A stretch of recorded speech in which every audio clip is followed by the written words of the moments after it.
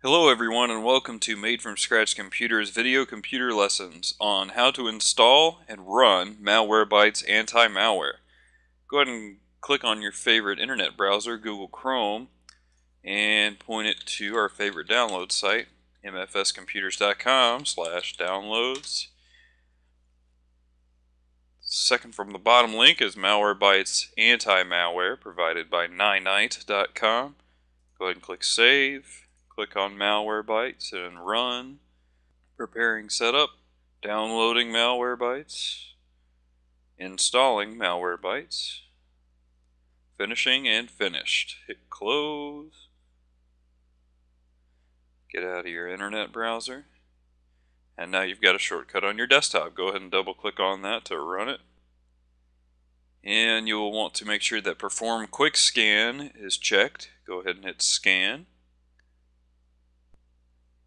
Alright, the scan is complete. My system's squeaky clean, no malicious items were detected. A log file has been saved to the logs folder. It creates a log so you can go back and look and see what the malware was. If you're not as lucky as I am, you might have a few infected objects. So after you hit OK, it's going to show you what those infected objects are. Select all of them. They should all be selected by default. And then you'll click on a box that says Remove Selected.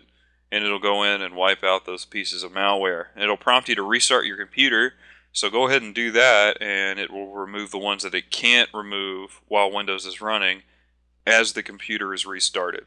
Sometimes you have to run Malwarebytes in a mode of Windows called safe mode.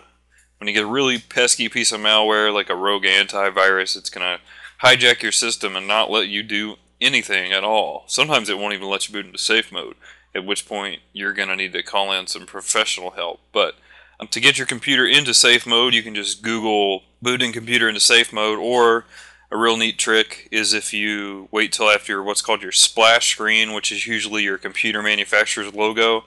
As soon as that disappears, you're going to want to punch the F8 key on your keyboard. The F8 key is right above the 9 and 0 keys, so just hold that down for a couple seconds right before you see the Windows loading screen, and you'll be given the option for safe mode and safe mode with networking.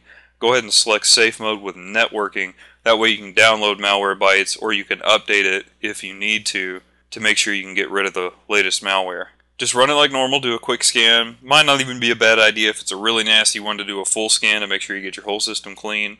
Then you'll be given the option to reboot just like you did when you were running it normally. Do that and your computer should be clean. There will be the occasional piece of malware that it can't clean up, and like I said, if you're in a situation like that, you'll need some professional help.